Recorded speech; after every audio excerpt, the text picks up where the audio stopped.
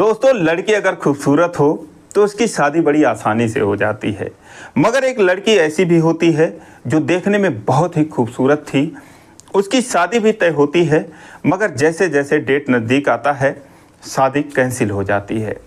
और 4 सालों में ऐसा 1-2 बार नहीं बल्कि 4 बार हो चुका था जब उसकी शादी होते होते रह जाती है। और इसकी वजह थी परिवार की बेतहाशा गरीबी और दूसरा उसकी और उसके माँ की अतीत भरी ज़िंदगी, यानी कि पिछली ज़िंदगी। दोस्तों, फाइनली एक जगह जब उनकी शादी तय हो जाती है और पूरी उम्मीद होती है कि यहाँ पर शादी हो ही जाएगी, दोस्तों वहाँ पर तो और ही हद हो जाती है। उनके साथ वो होता है जिसकी उन्होंने कल्पना भी नहीं की थी। दोस्तों, एक बहुत ही अच्छी कहानी, बहुत शानदार कहानी है। आइए जानते हैं पूरी कहानी इस वीडियो में। लेकिन वीडियो में आगे बढ़ने से पहले बस वही रिक्वेस्ट कि वीडियो को लाइक कर दीजिए, चैनल को भी सब्सक्राइब कर लीजिए ताकि मेरा हौसला बढ़ता रहे। दोस्तों, एक कहानी उत्तर प्रदेश के संत कबीरनगर जिले की एक तहसील लगता है खलीलाबाद। दोस्तों, वहाँ पर एक परिवार होता है जिसमें 4 लोग होते हैं। एक 25 साल की लड़की जिसका नाम किरण होता है, किरण की माँ होती है, किरण के नाना नानी होते हैं। ये चारों लोग पिछले 15 सालों से एक ही साथ रह रहे थे, एक ही घर में रह रहे थे। लेकिन दोस्तों, किरण और किरण के माँ का जो अतीत होता है वो उनका पीछा नहीं छोड़ता है। होता यूँ है कि 25 साल पहले किरण की माँ ने किसी से प्रेम विवाह किया, या यूँ कहें कि भागकर शादी कर ली। उसके बाद 4 सालों तक अपने पति के साथ रही, फिर उसने उसको छोड़ दिया। 2 साल की उस समय किरण की उम्र थी, वो मायके आ जाती है। उसके बाद एक और शादी करती है, फिर दूसरी शादी करती है, फिर तीसरी, फिर चौथी। दोस्तों, इस तरीके से 4 शादियों के बाद जब कहीं नहीं जमा, कहीं 1 साल, कहीं 2 साल, और फिर जब और ठोकरें खाने की हिम्मत नहीं बची, तो दोस्तों फाइनली अपने मायके में आकर अपने माता पिता के साथ रहती है। और उस समय किरण की उम्र 10 साल हो जाती है। 10 साल के बाद किरण फिर पढ़ाई शुरू करती है, लेकिन जैसे तैसे 7वीं, 8वीं, 9वीं तक पढ़ती है। लेकिन उम्र इतनी ज़्यादा हो चुकी थी कि पढ़ाई में असहज महसूस करने लगती है। उसके बाद पढ़ाई छोड़ देती है। फिर उसके लिए शादी ढूंढा जाता है। घर में पैसे थे नहीं, बेतहाशा गरीबी थी। 2-4 बकरियां उन लोगों ने पाल रखी थी, उन्हीं से और मजदूरी से किसी तरीके से गुजारा होता था। तो दोस्तों, किरण के लिए गरीब परिवार ढूंढा जाता है। अब किरण बहुत खूबसूरत थी, उसको देखते ही लड़के वाले पसंद कर लेते थे, चाहे लड़का हो या उसके घर वाले हों। लेकिन 10-15 दिन बाद ही पता चलता था, वहाँ से संदेश आ जाता था कि हम शादी नहीं कर सकते, हमको ये रिश्ता मंजूर नहीं है। क्योंकि दोस्तों, जो उनके पड़ोसी होते थे वो उन लोगों को भड़का देते थे कि जब माँ है, इसने ना जाने कितने घर कर रखे हैं, तो जब माँ ऐसी है तो सोचो बेटी कैसी होगी। दोस्तों, इस तरीके से उसकी शादी टूट जाती है। अब दोस्तों, ऐसा 1-2 जगह होता है, लेकिन दोस्तों एक जगह उसकी शादी तय होती है। सब कुछ तय हो जाता है, टेंट वगैरह बुक हो जाता है, शादी नज़दीक आती है। लड़का जो है मोबाइल खरीद के किरण को दे देता है, एक दूसरे से प्यार भरी बातें करने लगते हैं। लेकिन वहाँ भी जैसे डेट नज़दीक आता है, एक दिन लड़का अपना फ़ोन बंद कर लेता है। उसके बाद पता चलता है कि हम ये शादी नहीं कर पाएंगे। दोस्तों, उसमें बहुत बवाल होता है, क्योंकि जो लड़का था वो कहता है मैं करूँगा तो किरण से ही करूँगा, मुझे वो लड़की पसंद है, वो लड़की बहुत अच्छी है, उसके परिवार के लोग कैसे भी हों। लेकिन दोस्तों, उसके घर वाले, उसके रिश्तेदार एक तरफा विरोध करते हैं। उसके साथ इतनी ज़बरदस्ती की जाती है कि फिर उसे मना करना पड़ता है। दोस्तों, उसके बाद भी वो शादी टूट जाती है। दोस्तों, वो शादी टूटने के बाद किरण भी एकदम से टूट जाती है, गुमसुम सी रहने लगती है। तभी एक दिन उस लड़के का फ़ोन आता है, उससे प्यार भरी बातें करता है। तो किरण कहती है कि आप मुझसे शादी करोगे या नहीं करोगे। तो लड़का कहता है कि नहीं कर सकता, मेरे घर वाले ने धमकी दी है कि बहुत मारेंगे अगर तुमने शादी की। तो किरण कहती है कि फिर आप अपना जोखिम में क्यों जान डाल रहे हैं, आइए अपना मोबाइल ले जाइए, मुझे बात नहीं करनी है। दोस्तों, वो फ़ोन काट देती है। और उसके बाद फाइनली एक जगह और शादी तय होती है। लेकिन वो जो लड़का होता है काला सा होता है, कोई उसका बैकग्राउंड नहीं होता, कोई काम नहीं करता था। किरण को वो पसंद भी नहीं था, लेकिन किरण ने उसे मना नहीं किया, क्योंकि उसे अपनी नहीं अपने परिवार वालों की चिंता थी। उसे पता था कि उसको लेकर घर में कितनी सरदर्दी है। दोस्तों वो शादी के लिए हाँ कर देती है। जबकि लड़के में और किरण में ज़मीन आसमान का अंतर होता है। दोस्तों उसके बाद शादी तय होती है, लेकिन वहाँ भी वही होता है कि जो पड़ोसी थे किसी ने जाकर भड़का दिया, तो वो लोग बोले ठीक है, हम उनसे दहेज की डिमांड करते हैं, ना दहेज वो दे पाएंगे और ना शादी हो पाएगी। दोस्तों वो कहते हैं कि 1 लाख रुपए दे दीजिए, एक स्प्लेंडर बाइक दे दीजिए, तभी ये शादी हो पाएगी। अब दोस्तों दहेज की बात सुनकर घर में मातम छा जाता है। ये लोग सोचते हैं अब क्या करें। तभी दोस्तों जो उसके नाना होते हैं कहते हैं कोई बात नहीं। उनके घर में 3 बकरियां होती हैं। दोस्तों वो उन बकरियों को बेच देते हैं और उसके बदले 15 छोटे छोटे बकरे ले आते हैं।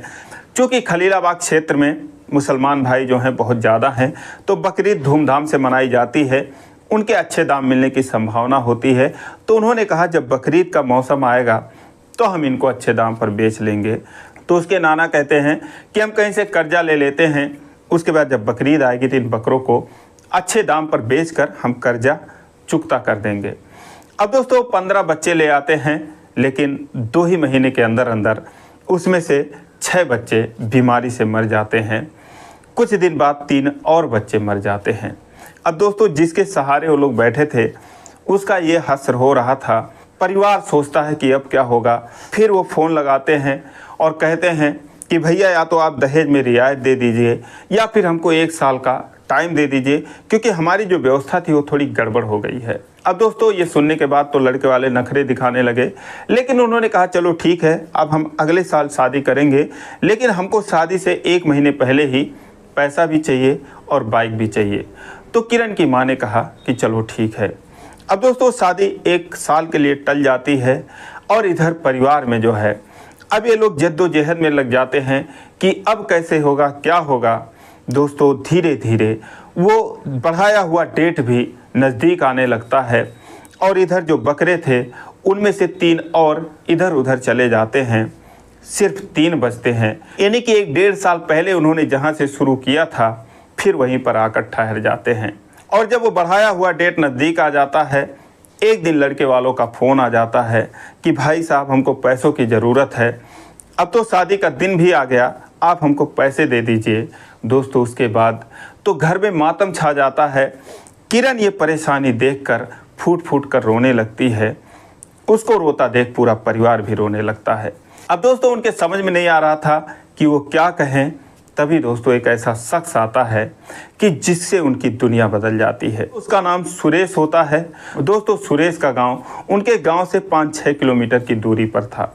होता यूँ है कि उसके बहन की शादी होती है, नॉन वेज बनाए जाने का इंतज़ाम था। तभी उसी सुबह, शादी की सुबह, लड़के वालों ने फ़ोन कर दिया कि भाई साहब आप नॉन वेज में क्या बनवा रहे हैं। तो वो कहता है कि क्या बनवा दें, आप जो कहें वो बनवा दें। तो उन्होंने कहा कि हमारे बाराती बकरों की डिमांड कर रहे हैं, तो आप बकरा बनवा दीजिए। अब दोस्तों सुरेश ने सोचा नहीं था कि वो लोग ऐसा डिमांड कर देंगे। उसने कहा भाई साहब मैं तो चिकन बनवाने वाला था। उन्होंने कहा नहीं भाई साहब, बाराती कह रहे हैं कि हम बकरा ही खाएंगे। अब वो दोस्तों हाँ करके फ़ोन रख देता है, लेकिन शादी की सुबह थी, हलवाई लोग इंतज़ाम में लगे थे। वो उसके ऊपर दबाव डालते हैं कि कैसे भी करके 1 घंटे के अंदर अंदर आप लेकर आओ। अब दोस्तों चूँकि शादी का माहौल था, रिश्तेदारों की अच्छी खासी भीड़ थी, कोई कार लेकर आया था, तो उससे कहता है यार चलो ऐसी सी बात है, कहीं से भी ढूंढ कर लाते हैं। अब दोस्तों वो खलीलाबाद क्षेत्र में निकल पड़ता है, इधर उधर ढूंढता है। तो 1 घंटे बाद आखिरकार सुरेश की नज़र उस किरण के 3 बकरों पर पड़ती है। वहाँ पर आके गाड़ी रुकवाता है और उतर के कहता है कि किसके बकरे हैं। अब दोस्तों उस समय घर पे कोई नहीं था, किरण थी। तो किरण कहती है कि मेरे हैं।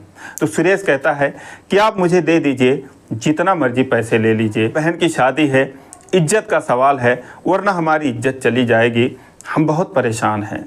अब दोस्तों जब किरण ये सुनती है, कहती है अगर इज्जत की बात है तो आप इनको ले जा सकते हैं, और अभी मैं इनके पैसों की बात नहीं कर सकती क्योंकि घर पे कोई है नहीं, मैं मालिक नहीं हूँ।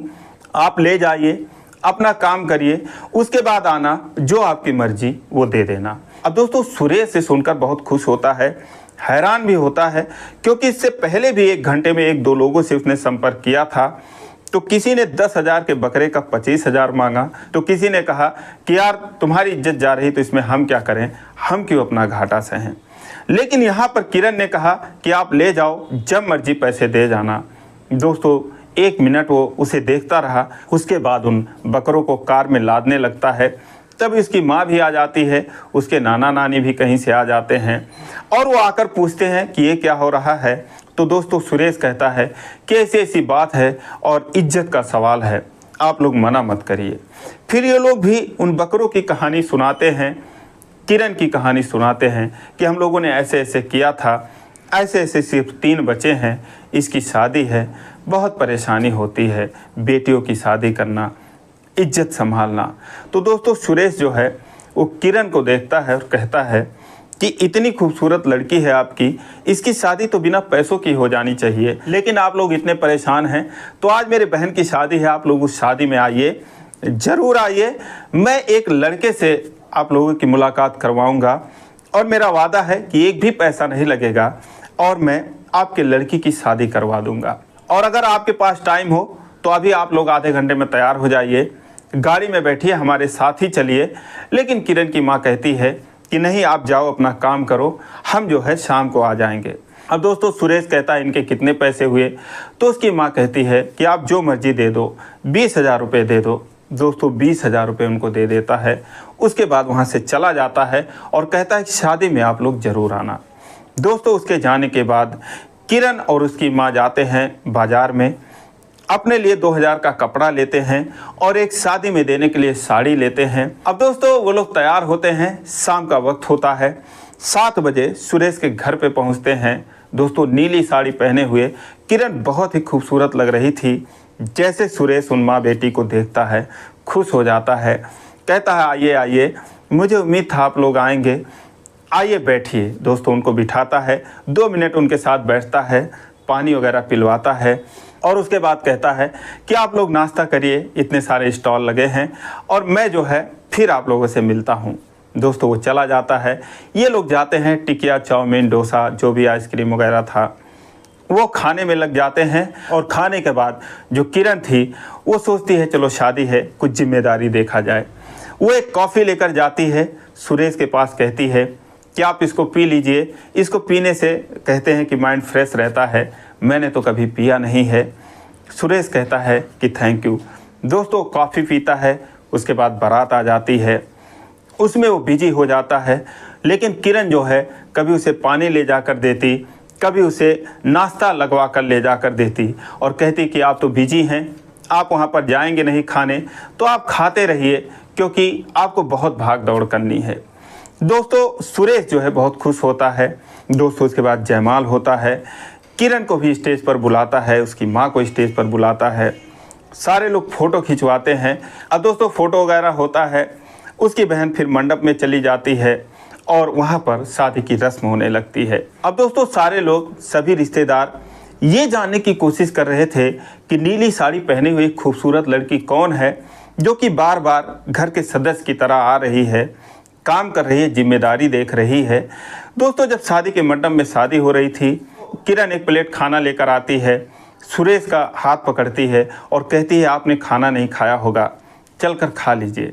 सुरेश ने कहा हाँ मैंने नहीं खाया, किसी ने पूछा भी नहीं, कई बार मुझे भूख लगी और भूख लग के मर भी गई, लेकिन मैं खा नहीं पाया। लेकिन तुमने खाया कि नहीं खाया, आंटी ने खाया कि नहीं खाया?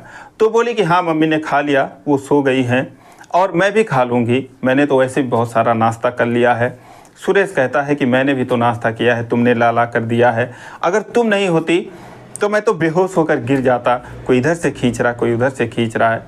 दोस्तों उसके बाद कहती है कि अच्छा आप खाना भी खा लो। फिर वो कहता है एक प्लेट अपना भी लाओ, उसके बाद खाते हैं। दोस्तों दूसरा प्लेट लेकर आती है, तब तक सुरेश को लेकर इधर उधर कोई चला जाता है। वो आकर देखती है सुरेश वहाँ पर था नहीं, बैठकर आधा घंटा इंतज़ार करती है, तभी उसे ध्यान आता है, फिर वापस आता है, कहता है अरे यार शादी में तो सांस लेने की ही फुर्सत नहीं है, बताओ यहाँ मैं बैठा था खाने के लिए और वहाँ पर मुझे पंडित जी बुलाने लगे। दोनों खाना खाते हैं, शादी होती है, सुबह हो जाती है। अब दोस्तों शादी के दिन अक्सर कहीं इधर पत्तल पड़ा होता है, कहीं इधर गंदगी कहीं उधर गंदगी। तो किरण जो है सुबह सुबह इन सब कामों में लग जाती है, उसके बाद नहा धोकर सूट पहन लेती है, उसके बाद उसके बहन की विदाई हो जाती है। विदाई होने के बाद जब बाराती भी चले जाते हैं तब ये लोग रिलैक्स महसूस करते हैं। उसके बाद बैठते हैं और सुरेश किरण की माँ से कहता है कि आंटी, आप लोगों के आने से मेरी इतनी मदद हो गई, काश कि आप लोगों से पहले मेरी मुलाकात हुई होती तो मैं आप लोगों को 4-6 दिन पहले ही बुला लेता। किरण ने मेरी इतनी मदद की कि अगर ये नहीं होती तो मेरा तो बहुत बुरा हाल हो जाता। अब दोस्तों, किरण की माँ सोचती हैं, लेकिन वो जो लड़का था जिसके लिए बुलाए थे उसकी तो कोई बात ही नहीं कर रहे हैं। तो किरण की माँ कहती है कि भैया, आप जो उस लड़के की बात कर रहे थे, क्या हुआ, वो इस शादी में नहीं आए क्या? तो सुरेश कहता है कि अब मैं आप लोगों से क्या कहूँ, कैसे कहूँ, मेरे तरफ से कोई है भी नहीं बात करने वाला। माता पिता मेरे बुजुर्ग हैं और मैं ही मालिक हूँ। मेरी एक बहन थी, उसकी मैंने शादी कर दी। तो जो लड़का है आंटी, वो मैं ही हूँ। अगर आपको कोई एतराज़ ना हो तो मुझे किरण से शादी करना है। अब दोस्तों, ये सुनते ही उसके माँ के आंखों में आंसू आ जाते हैं। कहती है कि भैया, आपका एहसान तो हम ज़िंदगी में नहीं भूलेंगे। दोस्तों, किरण भी बगल में बैठी थी। वो सुनते ही सिसक सिसक कर रोने लगती है, दुपट्टे से अपना मुंह छुपा लेती है कि कोई देख ना ले उसको रोता हुआ। तो कहता है कि क्या हुआ? दोस्तों, उसके बाद पानी मंगाता है, मिठाई मंगाता है और किरण से कहता है कि क्या तुम मुझसे शादी करोगी? किरण इशारे इशारे में कहती है कि हाँ, मुझे शादी करनी है। अब दोस्तों, किरण खुशी के मारे एक बार फिर रोने लगती है। फिर ये बात रिश्तेदारों में पहुंचती है तो रिश्तेदार कहते हैं कि इससे अच्छी लड़की तो कोई हो ही नहीं सकती। जहां सारी लड़कियां अपने फैशन में चूर थीं, व्यस्त थीं, और वहीं पर ये लड़की जो है इतनी सारी जिम्मेदारी और अनजान होते हुए भी इतने अच्छे से इसने अपनी जिम्मेदारी निभाई। अब दोस्तों, जो सुरेश था वो मुंबई में कॉन्ट्रैक्टर का काम करता था, बहुत अच्छे पैसे कमाता था। फरवरी 2023 में उसकी बहन की शादी थी और मार्च में, यानी कि एक ही महीने बाद 2023 में सुरेश और किरण की शादी होती है। बड़े धूमधाम से होती है। वो पड़ोसी भी शर्मिंदा हो जाते हैं जो बार बार उसकी शादी को काट देते थे। तो दोस्तों, ये रही कहानी। आप लोगों को कैसी लगी कमेंट करके ज़रूर बताएं, और अच्छी लगी हो तो चैनल को सब्सक्राइब करें। वीडियो को लाइक नहीं किया तो लाइक कर दीजिए। फिर मिलेंगे अगले वीडियो में, तब तक के लिए जय हिंद।